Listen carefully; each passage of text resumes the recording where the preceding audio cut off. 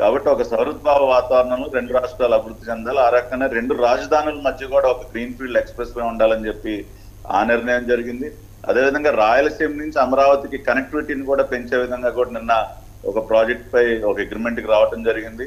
గత ప్రభుత్వం, గత ముఖ్యమంత్రి రాయలసీమ కనెక్టివిటీకి సంబంధించినటువంటి రోడ్లను కూడా అష్టవంకర్లు తిప్పి, గతంలో ఆయన తండ్రి హైదరాబాద్ ఔటర్ రింగ్ రోడ్ ఏ రకంగా అష్టవంకర్లు తిప్పాడో ఈయన కూడా రకరకాల వంకర్లు తిప్పి పులివెందుల మీదగా వేసుకున్నాడు ఆ రోడ్ని. అంటే ఎంతసేపు స్వలాభం తప్పితే ఇంకొక ఆలోచన అనేది ఉండదు.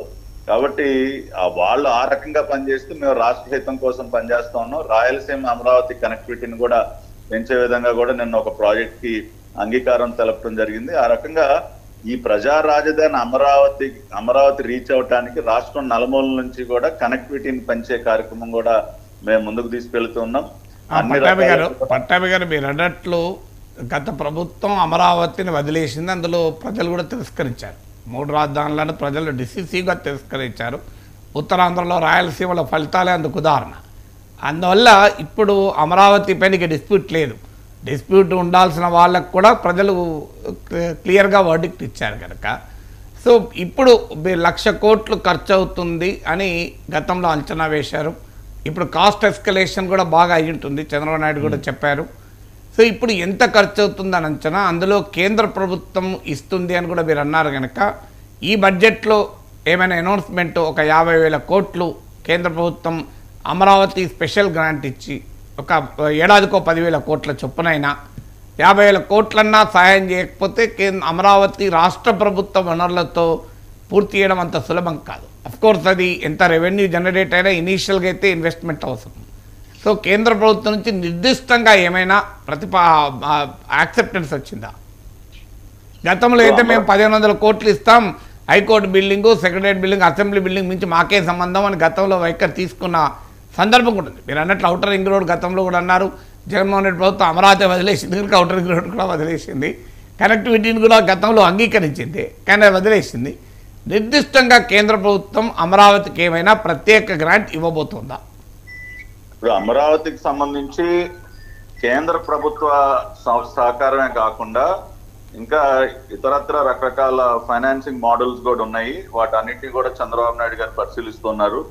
ఎంత దుర్మార్గం అంటే గతంలో వరల్డ్ బ్యాంక్ అమరావతి రాజధానికి మేము లోన్ ఇస్తామని ముందుకు వస్తే దానిని కూడా అక్కర్లేదు పొమ్మని చెప్పి వెనక్కి తిప్పి పంపించింది రాష్ట్ర ప్రభుత్వం. ఇవాళ వాళ్ళు అమరావతిని వదిలేసుకున్నారు అన్ని వద్దన్నారు అనుకోండి. అప్పుడు అందుకని వాళ్ళు అమరావతి అనే డ్రీమ్ ని కిల్ చేయదలుచుకున్నారు. That was there political stand. అది ప్రజలు తెలుసుకుంటే ఒక నిమిషం Nageswar garu, we have different options available with us. ఒకటి కేంద్ర ప్రభుత్వం నుంచి ఆర్థిక పరమైనటువంటి సహకారమే కాకుండా financial institutions like world bank కానివ్వండి, ఇంకా రకరకాలైనటువంటి ఏషియన్ ఇన్ఫ్రాస్ట్రక్చర్ బ్యాంక్ కానివ్వండి, న్యూ డెవలప్మెంట్ బ్యాంక్ కానీ, ఇట్లా there are so many international financial institutions which are interested to fund Amaravati. So అటువంటి ఆప్షన్స్ ఉన్నాయి. అదేవిధంగా గతంలో మీరు ఒకసారి ఆలోచించినట్లయితే అమరావతి బాండ్స్ మేము రిలీజ్ చేసినప్పుడు 1 hour లో ఓవర్ సబ్స్క్రైబ్ అయింది.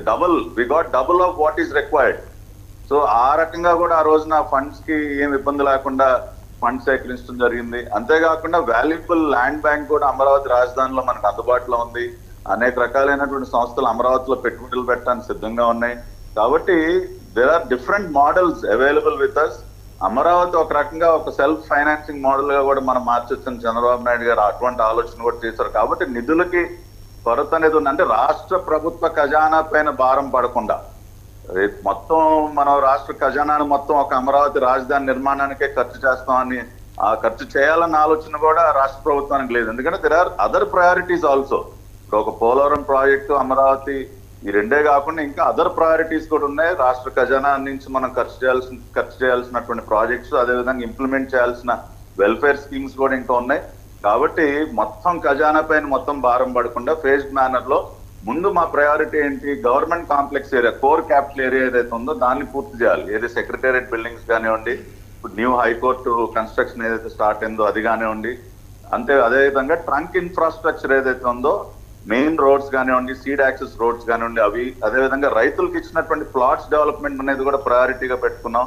వాళ్ళకి ఏదైతే రిటర్నబుల్ ప్లాట్స్ ఇచ్చామో దానికి మన ఇన్ఫ్రాస్ట్రక్చర్ క్రియేట్ చేయాల్సిన అవసరం ఉంది. కాబట్టి ప్రయారిటైజ్ చేసుకుని ముందు మనం ఎటువంటి కార్యక్రమాలు తీసుకోవాలి, దానికి ఎంత ఖర్చు అవుతుంది, ఫేజ్డ్ మేనర్ లో దీన్ని ముందుకు తీసుకెళ్లే కార్యక్రమాన్ని మేము చేస్తా ఉన్నాం. దానికి ఇప్పటికే నారాయణ గారు వీళ్ళందరూ కూడా దానికి సంబంధించినటువంటి రివైజ్డ్ డిపిఆర్స్ అన్ని కూడా తయారు చేస్తా ఉన్నారు.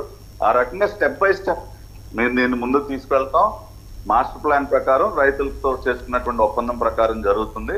దానికి కేంద్ర ప్రభుత్వం వైపు నుంచి కూడా పూర్తిగా సహకారం అనేది ఉంటుంది. బడ్జెట్ రేపు ప్రవేశపెట్టబడేటువంటి బడ్జెట్ లో కూడా తగిన కేటాయింపులు, నేను ఒక అమరావతికే ఒక 10,000 కోట్లు ఇస్తారా లేకపోతే పోలవరంకి అట్లా కాకుండా ఫేజ్డ్ వైజ్ మనం తీసుకెళ్తా ఉన్నాం. కాబట్టి ఈ ఆర్థిక సంవత్సరం ఎంత మేరకు అవసరమో దాని వరకు కొంత కేటాయింపులు కూడా ఖచ్చితంగా ఈ బడ్జెట్ లో ఉంటాయి. ఆ రకంగానే నిన్న నిర్మలా సీతారామన్ గారితో కూడా జరిగినటువంటి చర్చలో ఈ అంశాలన్నీ కూడా చర్చించడం జరిగింది. అంటే నేను ఎందుకు అడుగుతానంటే పోలవరం